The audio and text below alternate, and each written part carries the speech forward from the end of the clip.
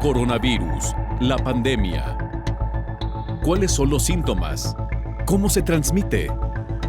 ¿Qué puedo hacer para protegerme y prevenir la propagación de la enfermedad? Nuevo padecimiento que ha encendido las alarmas de los sistemas de salud.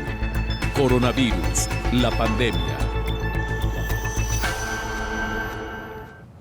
¿Cómo le va? Nos da gusto saludarle en este su espacio Coronavirus, la pandemia. Llegamos a nuestro programa 440 en esta producción de la Universidad de Guadalajara. Como siempre, agradecidos con las televisoras públicas de la República Mexicana, así como de América Latina y el Caribe, que nos acompañan, que nos siguen durante toda esta transmisión. Y también, como de costumbre, nos mantenemos a sus órdenes para recibir sus comentarios en nuestras redes sociales, Facebook y Twitter, Canal 44 TV. Nuestro WhatsApp también a su disposición es el 33 22 42 06 90, 33 22 42 06 90. Acompáñenos, pues entramos en materia y vamos en este momento al reporte que desde Ginebra nos ofrece Pablo Gómez, corresponsal de EFE, este reporte diario a propósito de la pandemia de COVID-19. Buenos días a todo el auditorio de Canal 44. Los casos de COVID-19 se acercan a los 160 millones en el mundo, según los últimos datos de la Organización Mundial de la Salud, mientras que el total de fallecidos a nivel global sobrepasa ya los 3,3 millones. Por regiones, América ya se sitúa por encima de los 64 millones de casos positivos y tiene más de 1,56 millones de muertes. Le sigue Europa con más de 53 millones de contagios y por encima de 1,1 millones de fallecidos. Y en tercer lugar está el sudeste asiático, que tras una excepción de leve descenso el pasado martes, supera los 27 millones de positivos, acercándose a 400.000 más diarios y casi alcanza también los 327.000 muertos, con cerca de 5.000 en la última jornada. El ranking de países está encabezado por Estados Unidos, que va camino ya de 32 millones y medio de casos, India, que se acerca a los 24 millones, y Brasil, que tiene más de 15,2. En número de fallecidos, Estados Unidos tiene más de 577.000, Brasil está por encima de los 425.000, India supera los 258.000 y México sobrepasa los 219.000. Según un informe reciente de la OMS para evaluar la respuesta a la COVID-19, la pandemia ha generado un impacto severo en la economía en América y en el mundo. Por ello, hace un llamado al acceso a las vacunas y la urgencia de construir de manera más sostenida su fabricación e inmunización para América Latina y otras regiones de ingresos bajos y medios. Y por otro lado, el director de la OMS para el Mediterráneo Oriental, Ahmed Al-Mandari, apelaba en las últimas horas al autocontrol de los ciudadanos de los países musulmanes, que a partir de este jueves celebran la fiesta que pone fin al mes sagrado de Ramadán, con el objetivo de que nadie se infecte o muera como resultado de su propio comportamiento o por el de los demás. Reportó desde Europa Pablo Gómez para el programa Coronavirus, la pandemia. Las embarazadas con COVID-19 tienen más probabilidades de presentar complicaciones. Un segundo año y los festejos por el Día de las Mamás está marcado por la pandemia COVID-19. El Sistema de Salud Mundial lanza el llamado a que las reuniones sean con pocos familiares y siguiendo las medidas sanitarias impuestas por la emergencia sanitaria. Aunque es diferente al año pasado con el confinamiento y cuarentenas prolongadas, hoy las mamás se enfrentan la soledad, el dolor, la tristeza y padecimientos que se agravan por la reconversión hospitalaria y el cierre de consultorios que aún no están abiertos en su totalidad. En 1914 en Estados Unidos se reconoce el Día de las Madres, aunque la fecha de la celebración varía en las naciones. En Belice, El Salvador, Guatemala y México es especial en medio de la emergencia sanitaria. A un año de la pandemia, diversas patologías en las madres de familia aumentaron. Las de mayor riesgo son las no transmisibles, salud mental, crónicas degenerativas, cardiovasculares, vasculares, cáncer y el embarazo. Aunque algunas mamás comenzaron a sacar citas para sus revisiones periódicas, las fechas para una cirugía, para un medicamento, para análisis se extienden aún. La agenda está llena. Los sistemas de salud de los países de los diferentes continentes por segundo año consecutivo se enfrentan a una crisis más. En este panorama de la pandemia, el riesgo de complicación durante el embarazo incrementó 50% para las madres y los bebés. El estudio Intercovid, en el que participaron investigadores de 43 hospitales de 18 países, coordinados por la Universidad de Oxford en Reino Unido, revela que las mujeres contagiadas por SARS-CoV-2 tienen un 50% más de probabilidad de presentar complicaciones durante la gestación, como parto prematuro, preeclampsia o ingresos en la unidad de cuidados intensivos. A más de un año de que el programa Coronavirus, la pandemia, vaticinaba de posibles riesgos en las embarazadas con COVID-19, el estudio confirma la magnitud de las complicaciones y también de que las embarazadas son un grupo vulnerable al que se tiene que tratar como tal en las políticas de prevención, entre ellas la vacunación. La investigación demuestra que las mujeres contagiadas con el coronavirus tienen un 50% más de probabilidad de presentar complicaciones durante el embarazo, hipertensión arterial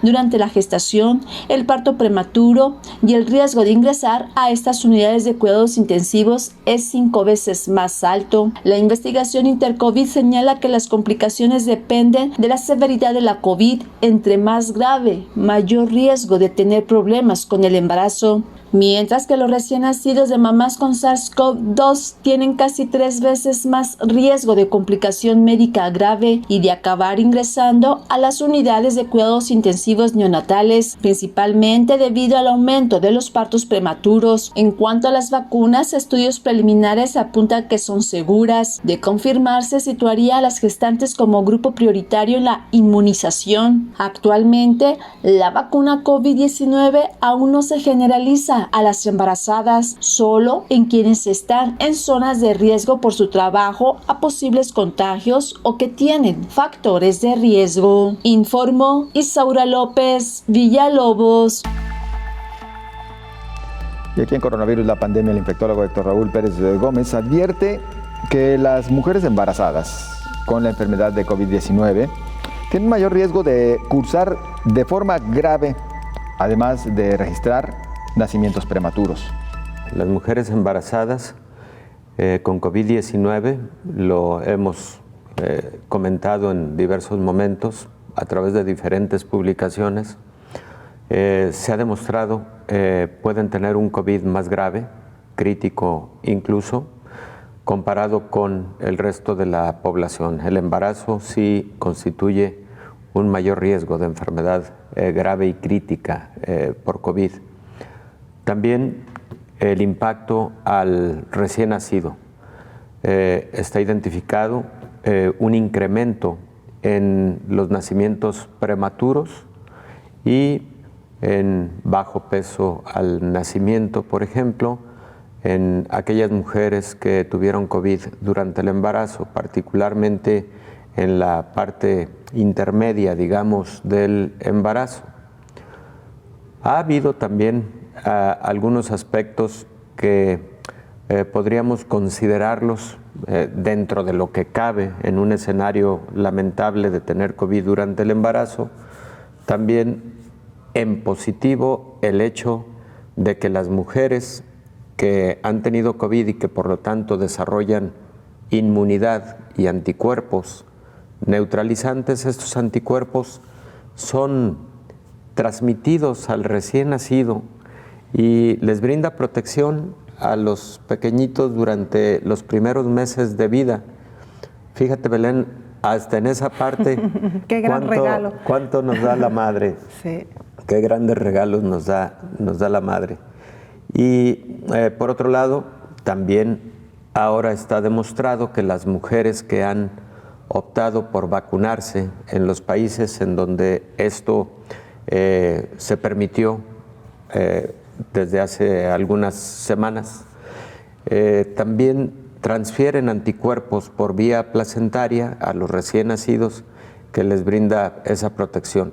¿Durante cuánto tiempo les brinda esa protección? No lo sabemos con certeza, pero De acuerdo a lo que hemos aprendido con otras enfermedades infecciosas a lo largo de los años, sabemos que por lo menos 6 meses los anticuerpos maternos brindan protección al recién nacido. Así es de que, insisto, dentro de ese escenario que no quisiéramos ver nunca, el de una mujer embarazada con COVID-19, bueno, por otro lado, sí hay transferencia de inmunidad al recién nacido. Chile, que por cierto lleva la delantera en cuanto a vacunación, llama a las mujeres embarazadas a inmunizarse. La subsecretaria de Salud Pública, Paula Daza, hizo un llamado a las embarazadas con alguna comorbilidad y con más de 16 semanas de edad gestacional para que reciban la vacuna anti-COVID. Entre estas comorbilidades están obesidad, síndrome hipertensivo de embarazo, diabetes pregestacional y gestacional, trombofilias, embarazo múltiple, patologías que requieren tratamiento inmunosupresor o enfermedades cardíacas pulmonares graves. La vacuna del laboratorio Pfizer-BioNTech con un esquema de 2 dosis será la utilizada en este segmento. El Ministerio de Salud optó por este biológico debido a que existe más información que las otras respecto de su seguridad durante el embarazo. La semana pasada el Banco Mundial destacó la campaña chilena de inmunización al ser un equipo que ha hecho una gestión de forma proactiva, sólida y con gran trabajo articulado. Señaló Amparo Elena Gordillo Tobar, economista senior de salud del organismo internacional. Durante el webinar Rápidos y Determinados, Implementación e Impacto del Programa de Vacunación COVID en Chile, Virginia Brandon, representante residente del Banco Mundial en Chile, detalló que actualmente el país presenta el mayor avance en la cobertura de vacunación contra la COVID-19 en toda Latinoamérica y el Caribe, llegando a un 54% de la población con una dosis, muy cerca de las cifras en Estados Unidos y sobre el promedio de 12% en Sudamérica. En la sesión en la cual participó el ministro de Salud Enrique París, la representante del organismo internacional en Chile explicó que la herramienta de evaluación y preparación para la introducción de la vacuna contra COVID aplicada por la Organización Panamericana de la Salud durante el 2020 evaluó los países de Latinoamérica en 10 áreas. Este país alcanzó el 100% en 9 de ellas. Esa calificación lo sitúa como el país de América Latina con la mejor preparación, informó Elizabeth Ortiz. Con esto le invitamos a una breve pausa. Regresaremos con mucho más.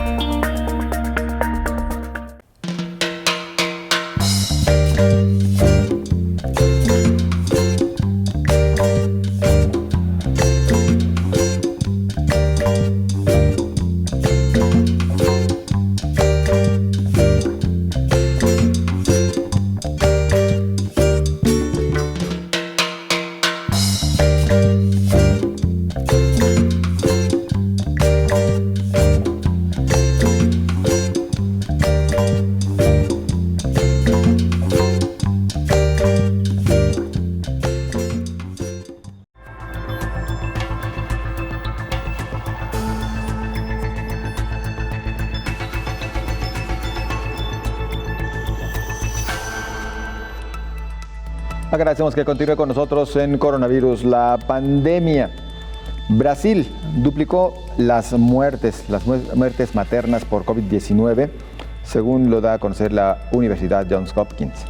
Brasil ocupa el segundo lugar después de Estados Unidos por número de muertes por COVID-19. Según la Universidad Johns Hopkins, las ciudades de todo el país se han visto afectadas por el aumento reciente de casos y muertes, provocado por las nuevas variantes, las cuales se cree que son más contagiosas, así como por el rechazo de algunos brasileños a seguir los lineamientos de distanciamiento físico. El Ministerio de Salud de Brasil reportó que el promedio de mujeres embarazadas fallecidas en 2021 está duplicando las cifras registradas en 2020. un aumento que el gobierno atribuye a la pandemia del coronavirus. La experiencia clínica indica que la nueva variante brasileña P1 afecta de forma más agresiva a las mujeres embarazadas, reveló Rafael Parente, secretario de Atención Básica del Ministerio. Las autoridades de salud en esa nación advirtieron que se han incrementado las muertes por COVID en las mujeres embarazadas, por lo que recomendaron planear y posponer sus embarazos hasta que pase lo peor de la pandemia, debido a que durante los primeros meses del año el promedio semanal de muertes de mujeres embarazadas pasó de 10.5 en 2020 a 25.8 en 2021. El gobierno decidió incluir este grupo poblacional en los priorizados dentro del plan de inmunización de ese país. Sin embargo, no se ha informado si serán incluidas o no, informó Rocío López Fonseca.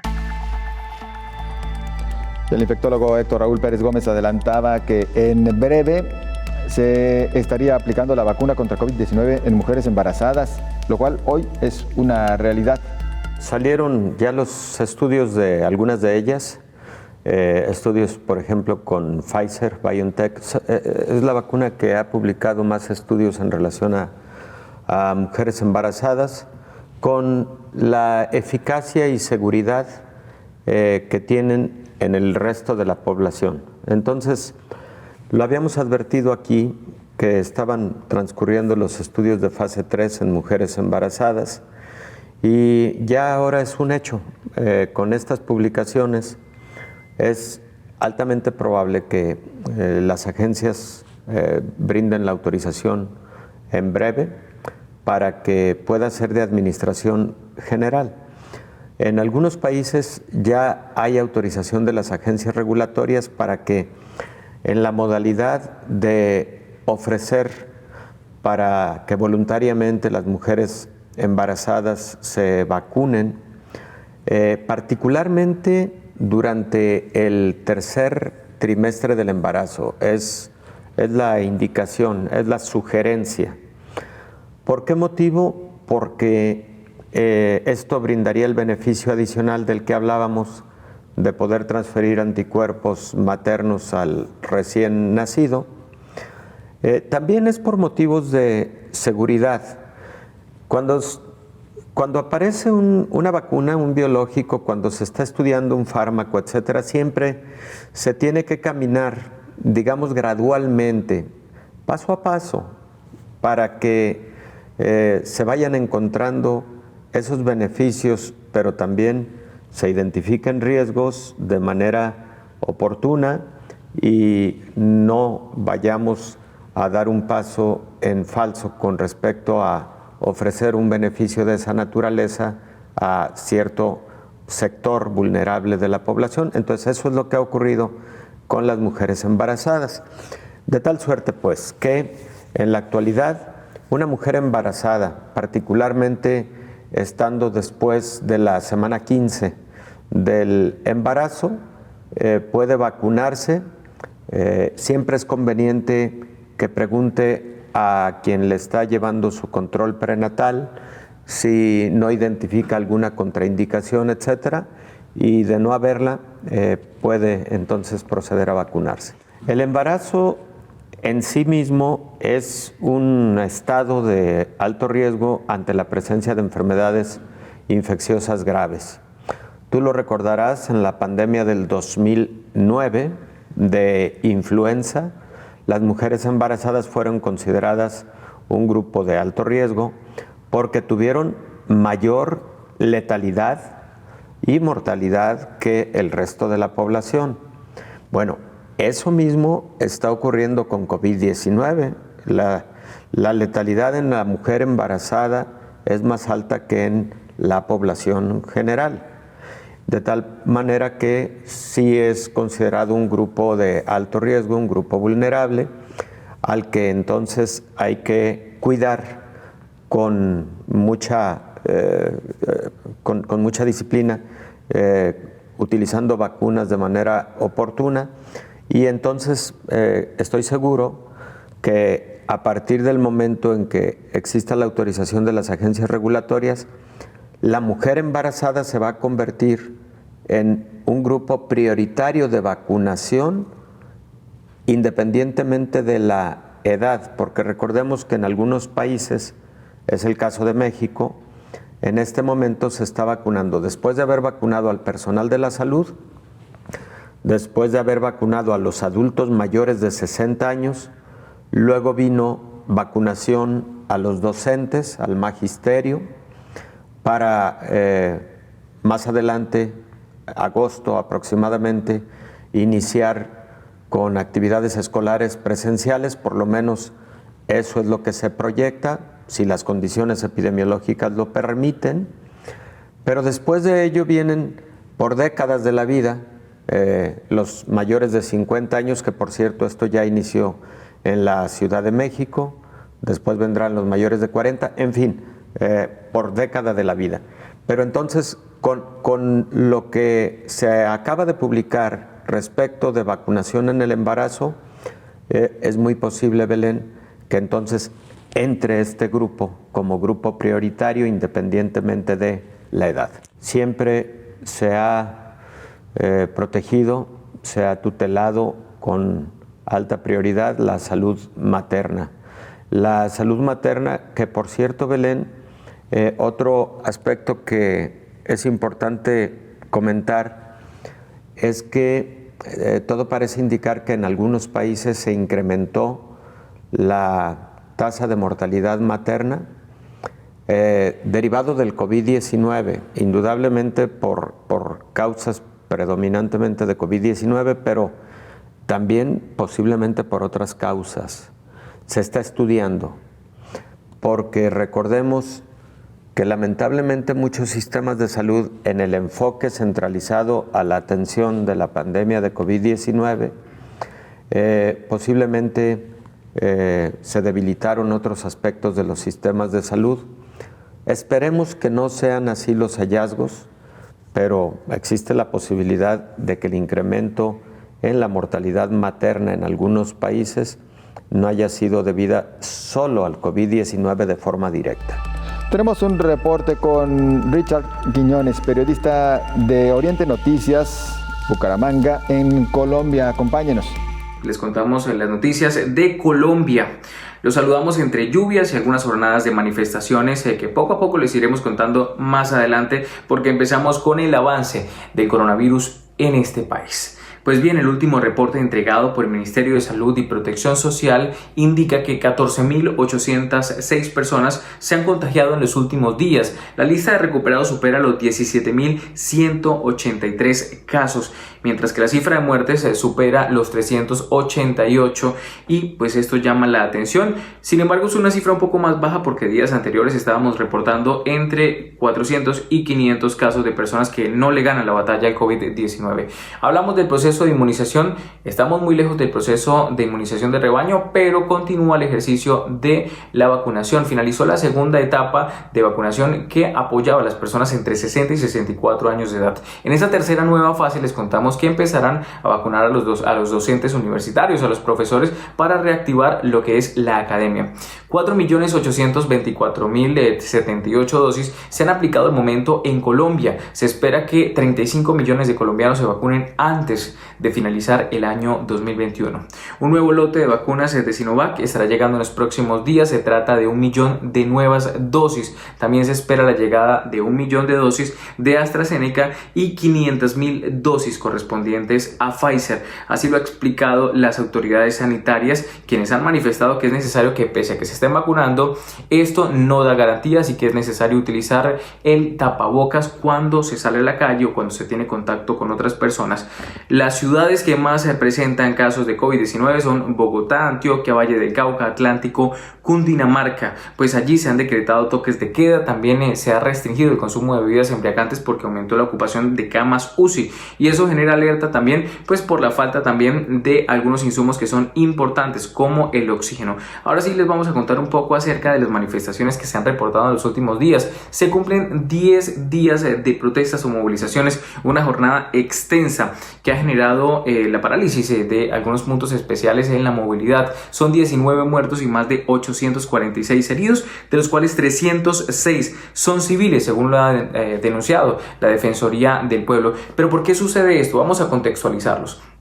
Inicialmente estaban protestando en contra de la reforma tributaria, que era pues una decisión que habían adoptado entre el ministro de Hacienda. El ministro de Hacienda posterior a esto renunció tras las manifestaciones y también tras algunas muestras de rechazo de la población, y posterior a eso se tumbó esta reforma tributaria. Sin embargo, queda pendiente la reforma a la salud. La reforma tributaria, según, afectaba al bolsillo de algunos colombianos, y esto fue lo que generó malestar y provocó la salida de personas a las calles, incluyendo asociaciones, gremios, docentes y también incluso algunos jóvenes universitarios. Pues bien, ya se tumbó la reforma tributaria, pero continúa la reforma a la salud, y ese es un tema que también llama la atención por las implicaciones que puede tener sobre los sectores menos favorecidos o los estratos más bajos, las personas que viven en condiciones difíciles o precarias. Más allá de eso, también están protestando en contra de la aspersión a través de glifosato, pero se preguntan algunos qué indica esto o qué supone esto.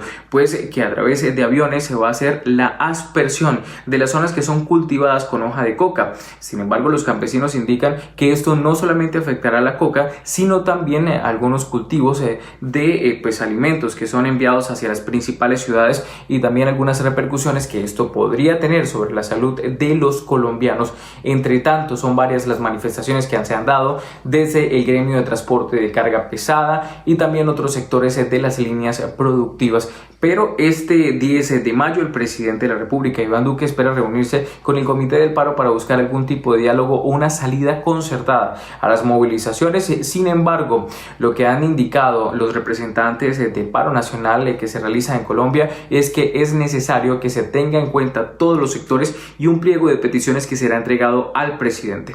Pues es la información que manejamos desde territorio colombiano. Agradecemos a ustedes siempre estar atentos a lo que ocurre en esta región del mundo. Un saludo especial, sigan ustedes en estudio. Continuamos con usted en un par de minutos.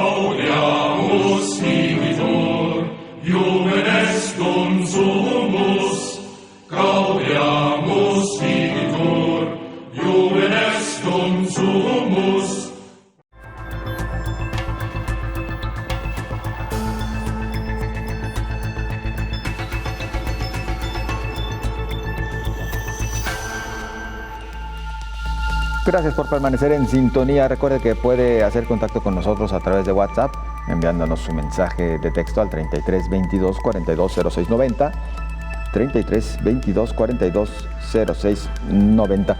Y avanzando con la información, existen dos vías para lograr la inmunidad colectiva por COVID-19.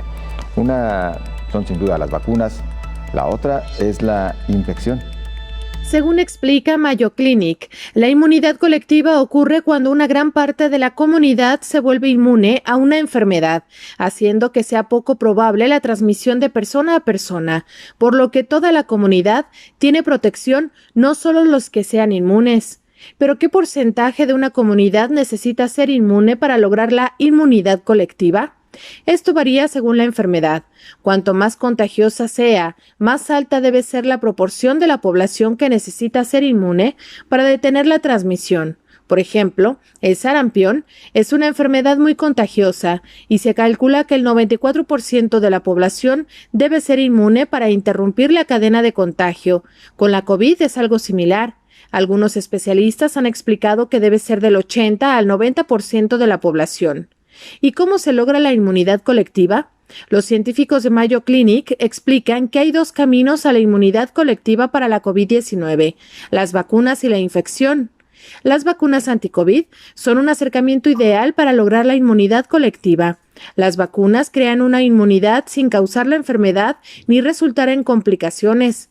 La inmunidad colectiva hace posible proteger a la población de una enfermedad, incluyendo a aquellos que no pueden vacunarse, como los recién nacidos y los que tienen el sistema inmunitario comprometido. Sin embargo, lograr la inmunidad colectiva a través de la vacunación tiene desventajas. La protección de ciertas vacunas puede reducirse con el tiempo, lo que requiere que haya que volver a aplicar un refuerzo del biológico, informó Rocío López Fonseca. A propósito del tema de la inmunidad global, el infectólogo Héctor Raúl Pérez Gómez señala que para alcanzarla, pues todo dependerá, por un lado, de la aplicación de la vacuna contra COVID-19 y la cantidad de población que ya se ha infectado por el virus SARS-CoV-2, que por cierto, diríamos, existe un subregistro muy importante.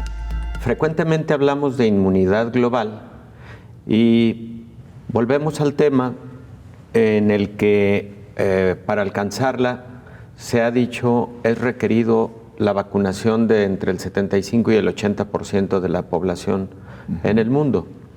Ese concepto indudablemente es válido porque lo ha sido también para otras enfermedades infecciosas a lo largo de la historia.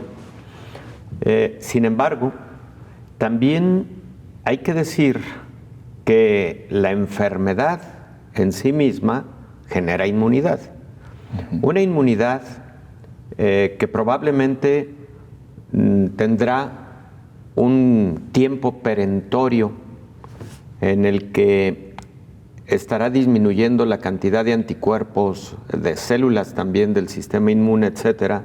Y algunos estudios ya lo han venido señalando al hablar de que alrededor del octavo, noveno mes, en un porcentaje de las personas que fueron infectadas empieza a reducir esta inmunidad. Y por ese motivo, también tanto la industria farmacéutica, algunas universidades, etcétera, que han estudiado a estas cohortes de pacientes que se han infectado, hablan de la posibilidad de vacunación periódica ya contra COVID-19. Bien, entonces, la inmunidad global depende de la vacuna, sí, por un lado, pero también de la cantidad de población que se ha infectado. En ese sentido, los números marcados a nivel internacional seguramente no son los números de la población total que se ha infectado a lo largo de la pandemia. Claro. Por varios motivos. Primero, porque muchas personas se han infectado de forma asintomática.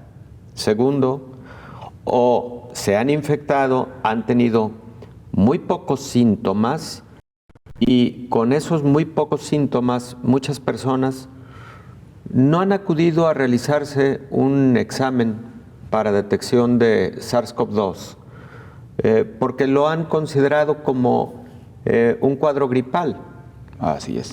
Y mucha gente así lo dice, no, yo no tengo COVID, yo lo que traigo es un cuadro gripal, cuando muchos de los síntomas de un resfriado común pueden ser un cuadro de COVID leve. Entonces, muchos países tampoco han realizado pruebas de laboratorios para detección de COVID-19 a pacientes con sintomatología leve. Otros muchos países sí han realizado pruebas de laboratorio, no solamente a pacientes con síntomas leves, sino también a los contactos de quienes han tenido un diagnóstico de COVID. Entonces, ha sido muy diferenciada la metodología para ir determinando los números de personas infectadas con COVID. En el caso de México, por ejemplo, en diversos momentos a lo largo de la pandemia, el subsecretario Hugo López-Gatell incluso llegó a aceptar el hecho de que de los números que se venían reportando era posible que se tuviera que multiplicar por 8 para tener una estimación de la realidad que México estaba viviendo. Entonces, si para el caso de México en este momento se ha determinado que 2.400.000 personas han tenido diagnóstico de COVID-19, bueno, si esto conservadoramente lo multiplicamos no por 8, por 5. Bueno, estamos frente a 11 o 12 millones de mexicanos que se han infectado con COVID-19. Lo cual nos da casi el 10% ya de la población. Lo cual nos da posiblemente el 10% de la población. Ahora, si además, vamos poniendo el ejemplo de México. Si entonces tenemos 11 millones como reales, y esto, digamos, significa cerca del 10% de la población, pero tenemos un 8% de la población vacunada con esquema completo. El porcentaje de vacunación está ya por arriba del 10% en México, pero no todos con esquema completo. Así es. Bueno, muchos de estos pacientes personas que se han vacunado también tuvieron COVID. Entonces, conservadoramente, en una estimación a priori, podríamos pensar que la sumatoria de 8 más 11 serían alrededor de 19 millones de mexicanos que ya podrían tener alguna inmunidad. Eso pues nos lleva a pensar que a nivel global podría estar ocurriendo algo similar, es decir, que ese 80% de población mundial con anticuerpos que podrían ser protectores podría alcanzarse un poco antes incluso de que la vacunación estuviera en esas dimensiones. Ahora, lo que estoy comentando es hipotético. Claro. Quiero que quede claro, porque la recomendación técnica correcta es de que se vacune el 80% de la población mundial, porque la vacuna nos asegura de alguna forma una homologación, digamos, de la cantidad de anticuerpos y células de la respuesta inmune, porque en el caso de la infección natural, José Ángel, lo hemos dicho en muchos momentos en esta mesa de trabajo, los pacientes que tienen un COVID con sintomatología leve generan inmunidad menos robusta que los pacientes que tienen COVID-19 con sintomatología mayor, ya sea grave o crítica, por ejemplo. Entonces, la vacuna es la que sí nos asegura, insisto, una cantidad estandarizada de inmunidad. Una mayor protección. Una mayor protección. Pero entonces, cuando hablamos de inmunidad global, sí tenemos que hablar de, además de las vacunas, la inmunidad que se va generando también a lo largo de los meses por la infección natural. Déjame decirte que hay algunos estudios, se llaman estudios de seroprevalencia, porque lo que miden es cero por el suero. Exacto. O sea, miden la cantidad de, en este caso, anticuerpos en el suero de las personas. Y estudios de seroprevalencia, digamos, en población general, aunque han sido en muestras aleatorias en México, en algunos de ellos se han encontrado anticuerpos presentes hasta en el 20% de las personas estudiadas. Entonces, es posible que sí vaya acorde con la hipótesis que estamos comentando. Se requieren más estudios de seroprevalencia a nivel mundial. Tenemos para usted un reporte desde el Reino Unido. Es de Raúl Bové, corresponsal de la agencia EFE. Buenos días a todo el auditorio de Canal 44. Reino Unido ya parece ver la luz al final del largo túnel de la pandemia. Tras un duro periodo de confinamiento que comenzó el 5 de enero de 2021, el gobierno de Boris Johnson puso en marcha un ambicioso plan de desescalada que comenzó el 8 de marzo con la apertura de los colegios y la vuelta a las clases. El pasado 12 de abril abrieron las tiendas no esenciales, los gimnasios y las terrazas de los bares. El próximo paso llegará el 17 de mayo, con la apertura de museos y el interior de los restaurantes, entre otros. Si todos los plazos se cumplen como hasta ahora, se prevé que el 21 de junio Reino Unido pueda comenzar su vuelta a la normalidad, eliminando todas las medidas de distanciamiento social. Esto es posible gracias a la eficaz campaña de vacunación del gobierno británico, que administra cerca de 500.000 de dosis diarias y ya ha vacunado a 35 millones de británicos con la primera dosis, mientras que 16 millones ya están totalmente inmunizados frente al COVID. Por el momento, el porcentaje de población vacunada, al menos con la primera dosis, asciende al 66,3%. Todos los grupos prioritarios, sanitarios, profesores y mayores de 50 años ya se encuentran vacunados y aunque depende de cada zona, ahora están recibiendo la dosis aquellos ciudadanos cuya edad ronda los 40 años.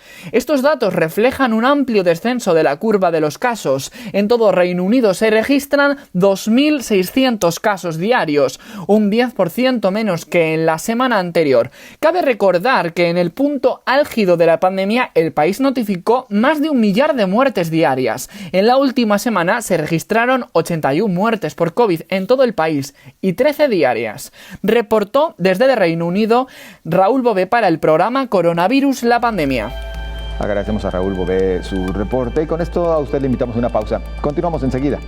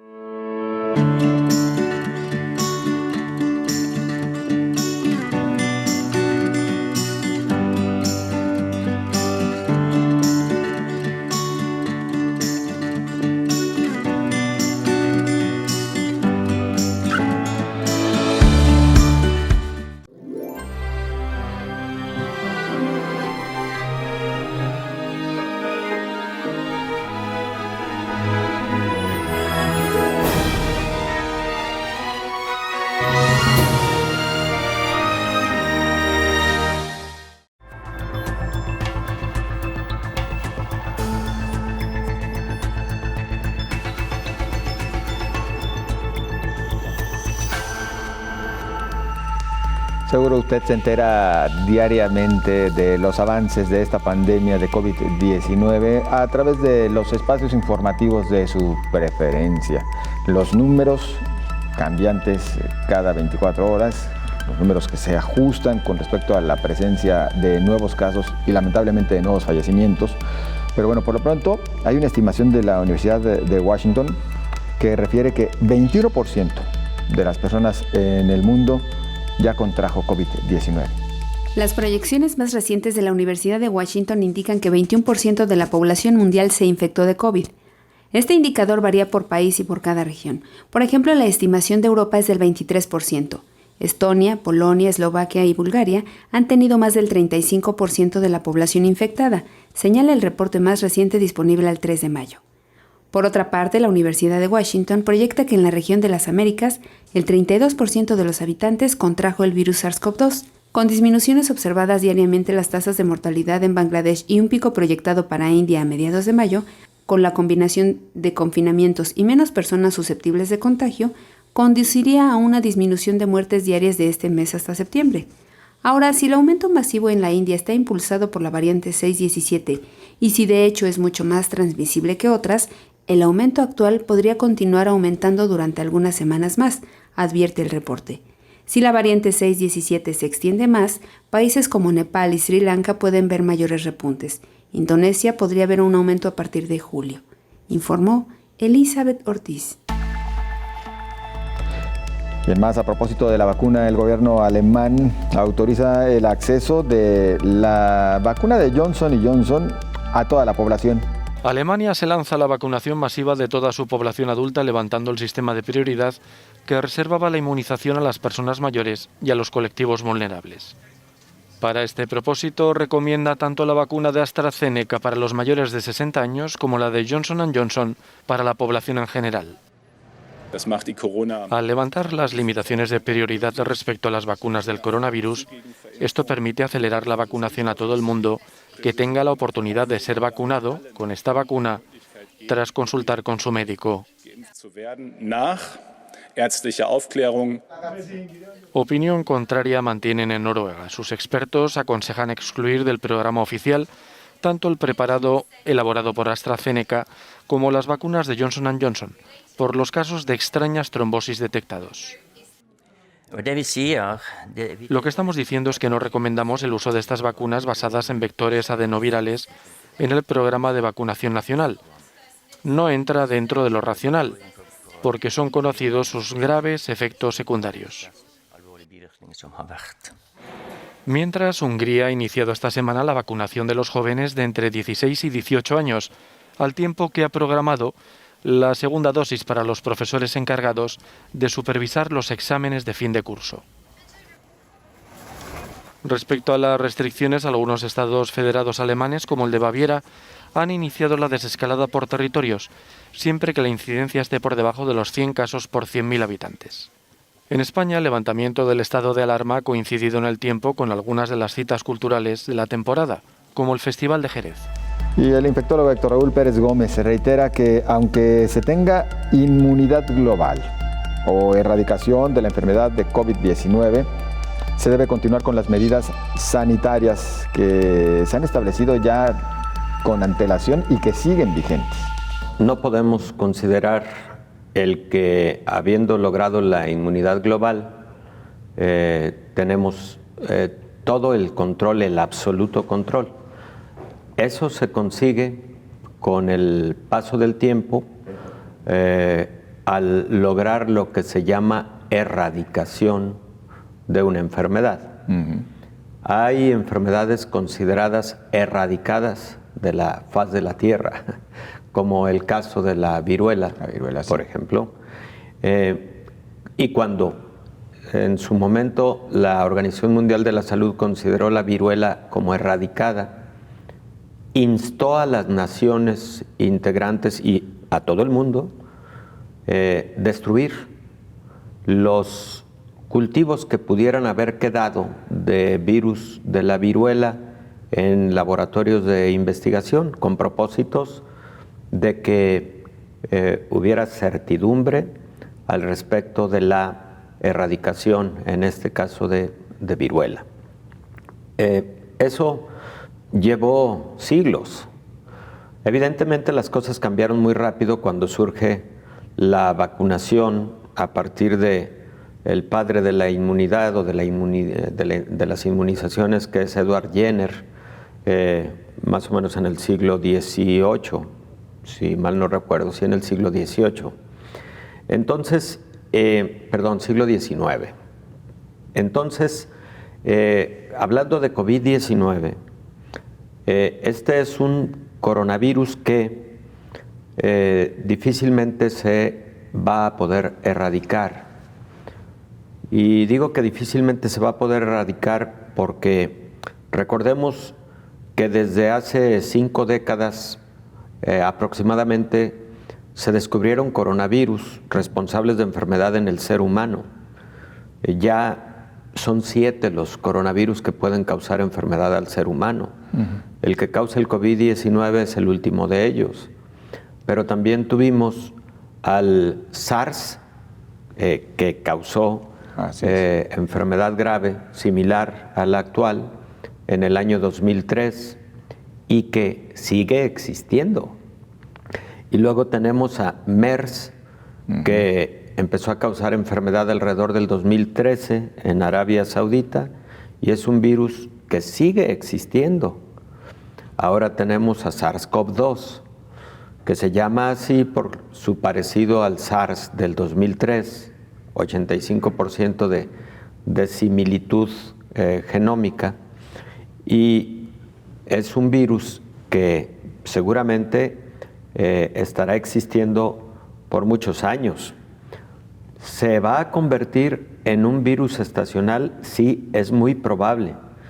Por ese motivo, una de las grandes interrogantes es si van a requerirse vacunaciones periódicas y está pendiente por definir con qué periodicidad. Eso se va a poder conocer cuando a lo largo de los siguientes meses podamos identificar ya con certidumbre en qué momento ha decaído la respuesta inmune con las vacunas. ¿Con qué periodicidad es la gran pregunta? Fíjate que hay ya estudios en curso utilizando ya un biológico combinado entre vacuna contra COVID-19 y vacuna contra influenza. Si mal no recuerdo, Sinopharm, uno de los institutos de biotecnología de China, es quien los está llevando a cabo. Entonces, esto nos empieza a orientar hacia la posibilidad de que, así como es para el caso de influenza, una vacuna anual, pudiera ser el caso de que fuera anual la vacunación contra COVID-19, pudiera ser el caso. Y entonces lo habíamos comentado también en este espacio hace varios meses, cuando identificamos el inicio de estos estudios biotecnológicos, de que una buena idea era la generación de una vacuna combinada para facilitar toda la movilización para la vacunación, para facilitar toda la estrategia mundial para la vacunación, cuando ya se tiene para la influenza, ¿verdad? No puede ser obligatoria. Fíjate, José Ángel, que en el campo de la salud nada puede ser obligatorio, nada es obligatorio. Bajo el principio de la voluntad al respecto, bajo el principio fundamental que está incluso consagrado en los derechos humanos universales, no hay obligatoriedad. Evidentemente se debe generar una conciencia colectiva, porque cuando yo me vacuno protejo a los demás, y eso está perfectamente claro. De hecho, hay estudios publicados recientemente en la revista Nature y en la revista Nature y creo que en la revista Immunology. Mañana doy las citas exactas, las leí hace aproximadamente una semana, que demuestran fehacientemente que una persona vacunada contra COVID-19 transmite mucho menos la enfermedad a los demás. O sea, ya hemos dicho aquí que una persona que se vacuna sí se puede volver a infectar. Así es. Pero es muy diferente volverse a infectar que desarrollar enfermedad grave. Al infectarse, el sistema inmune que se generó con la vacuna empieza a actuar de forma inmediata, y esa inmediata actuación permite que no exista una rápida reproducción o replicación viral en las vías respiratorias, y eso también reduce la carga viral y reduce, por lo tanto, el riesgo para quienes están alrededor de mí. Una persona vacunada que sí adquiere el virus, ¿debe seguir el mismo protocolo que se ha recomendado hasta el momento del aislamiento por los 14 días? Sí, definitivamente. Ya no es de 14 días, ya es de 10 días. 10. Pero además, bueno, siempre y cuando sea un COVID leve o leve moderado, y siempre y cuando las personas ya no tengan fiebre y tos. Pero son 10 días, se ha acortado a 10 días. Pero sí, la respuesta es una persona vacunada que tiene diagnóstico nuevo de COVID y que seguramente va a ser un COVID leve, gracias a estar vacunada, sí debe guardar el mismo protocolo de 10 días de aislamiento y debe guardar el mismo protocolo referente a tener seguimiento médico, de tener evaluación y seguimiento médico. Por ejemplo, una persona con un resfriado común, con una gripa común, no debe saludar de mano, no debe saludar de beso, debe portar un cubrebocas, y en la fase más sintomática, pues bueno, incluso hasta por la sintomatología, pues debe guardar aislamiento. ¿verdad? Entonces, si es válido incluso para enfermedades respiratorias leves, cotidianas, más aún para una enfermedad del tamaño del COVID. La sociedad debe saber que hay muchas preguntas todavía en el aire y hay muchas respuestas pendientes al respecto de, número uno, cómo se comportan las vacunas con respecto a las nuevas cepas, variantes de COVID-19. La variante de la India acaba de cambiar su categorización por parte de la Organización Mundial de la Salud.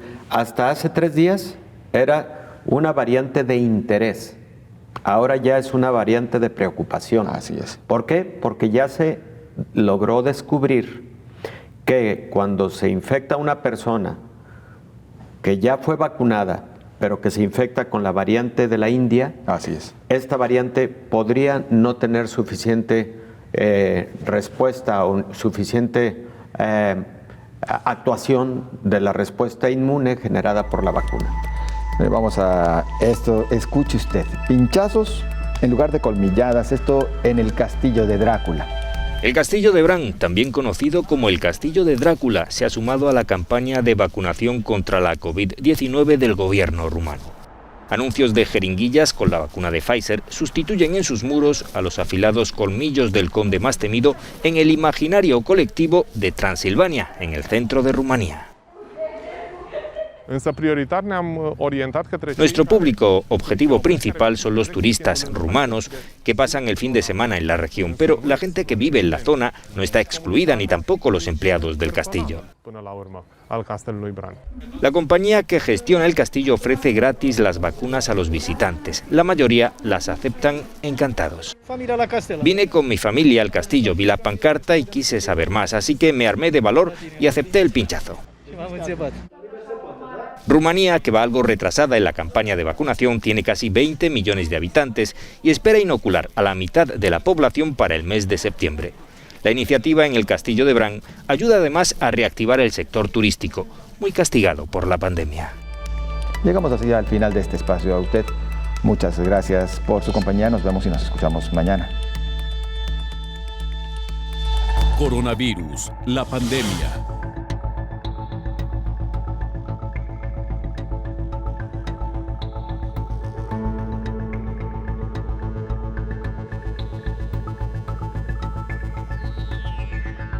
Coronavirus, la pandemia.